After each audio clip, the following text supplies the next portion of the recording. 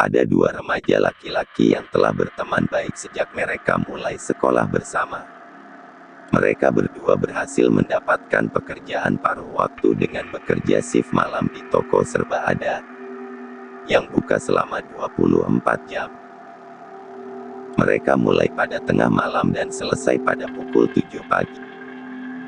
Mereka dapat bekerja di shift itu karena mereka masih muda. Rasa senang segera menjadi sangat membosankan.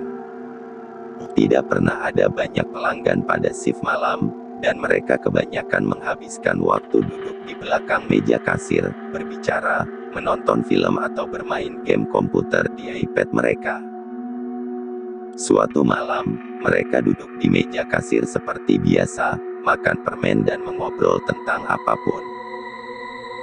Monitor untuk kamera keamanan ada di belakang counter, tetapi tidak pernah terjadi apa-apa, jadi mereka hanya memeriksanya sesekali.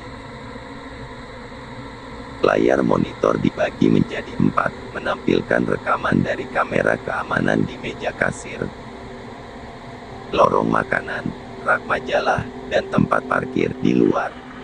Ketika salah satu anak laki-laki kebetulan melihat monitor, ada seorang wanita berdiri di depan rak majalah, dengan membelakangi kamera. Dia memiliki rambut hitam panjang yang mengalir sampai ke pinggangnya. Aneh, katanya pada dirinya sendiri. Saya tidak mendengar bunyi bel pintu ketika dia masuk. Dia tidak terlalu memikirkannya dan kembali menonton filmnya. Tapi ada yang aneh. Setengah jam berlalu dan ketika dia melirik monitor lagi, wanita itu masih ada di sana. Dia tidak menunjukkan tanda-tanda bergerak. Dia bertanya-tanya apakah dia sedang membaca majalah. Tetapi ketika dia melihat dari dekat ke monitor, dia melihat tangan wanita itu kosong. Dia hanya berdiri di sana, menatap rak majalah. "Hei," bisiknya kepada temannya. "Apakah menurutmu wanita yang berdiri di rak majalah, dia mencoba mencuri sesuatu?" Temannya juga memiliki pemikiran yang sama dan mengangguk setuju. Perilaku wanita itu tampak agak aneh sehingga para remaja keluar dari belakang meja untuk menyelidiki. Kemudian mereka berpencar untuk mengecek wanita tersebut. Dia pergi ke lorong sebelah kiri dan yang lain pergi ke rak sebelah kanan. Tetapi ketika mereka mengintip di sekitar rak tempat wanita itu berdiri, mereka terkejut melihat tidak ada orang di sana. "Kemana dia pergi?" tanya anak pertama. "Dia harus melewati salah satu dari kita." Saat itu, mereka mendengar suara toilet disiram. Dengan ekspresi terkejut, "Apa?" kata mereka. "Bagaimana wanita itu bisa ke kamar mandi?" Dan mereka kembali ke kasir, tetapi ketika mereka melihat ke monitor, bulu kuduk merinding dan hawa dingin menjalari punggung mereka. Ternyata wanita itu kembali berdiri di rak majalah dengan posisi yang sama persis seperti sebelumnya. Secepat itu, kita tidak mendengar suara pintu toilet terbuka, padahal pintu toilet pasti berbunyi jika ada yang membuka pintu karena ada bel otomatis, dan mereka baru menggunakan toilet itu 2 jam yang lalu, kata anak laki-laki pertama, yang terlihat takut dan bingung. "Jangan buru-buru, tunggu sebentar lagi," kata temannya. Dia berpikir pasti ada yang salah dengan bel toilet dan kamera keamanan. Dan saat mereka kembali ke rak majalah, sama seperti sebelumnya, mereka tetap tidak menemukan siapapun di sana. "Apa ini? Bagaimana wanita itu bisa menghilang?" kata mereka. Dengan keringat dingin mengalir di wajah dan leher mereka. Mereka berdua saling memandang dengan mata terbelalak dan sangat ketakutan. Kemudian, tanpa sepatah kata pun, anak-anak itu kembali ke counter. Kali ini, ketika mereka membungkuk dan mengintip ke dalam monitor, kamera keamanan menunjukkan bahwa tidak ada seorang pun di rak majalah.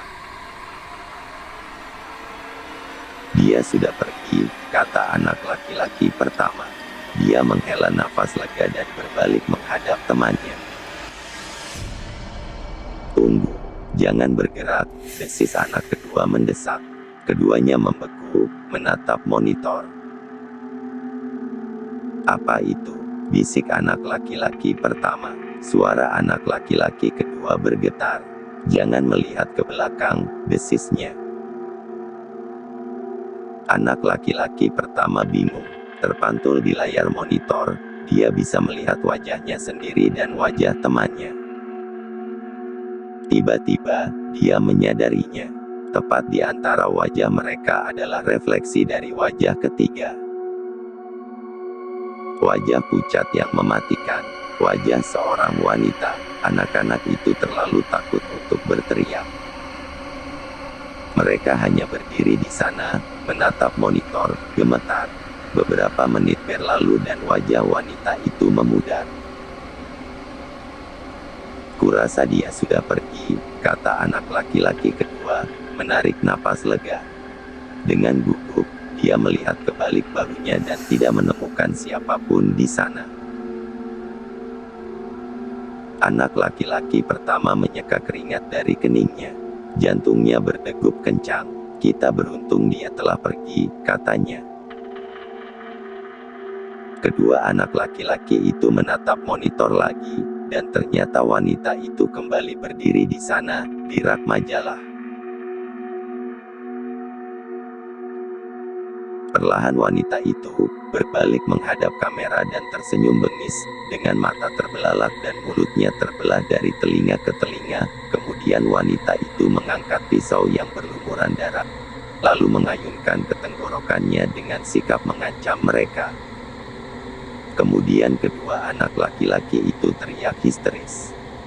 Mereka segera berlari secepat yang mereka bisa, dan menabrak apa saja yang menghalangi langkah seribu mereka.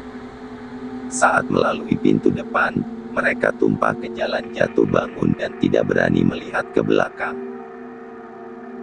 Mereka baru berhenti berlari saat sampai di rumah. Keesokan harinya, kedua anak laki-laki itu menelepon toko tempat mereka bekerja, dan berhenti dari pekerjaannya. Beberapa hari kemudian, mereka berdua dapat berita di televisi bahwa telah terjadi kecelakaan kerja. Dengan dua korban karyawan pengganti mereka, yang meninggal dengan kepala terbelah tanpa sebab yang belum diketahui. Dan saat ini kejadian tersebut masih dalam penyelidikan pihak berwajib.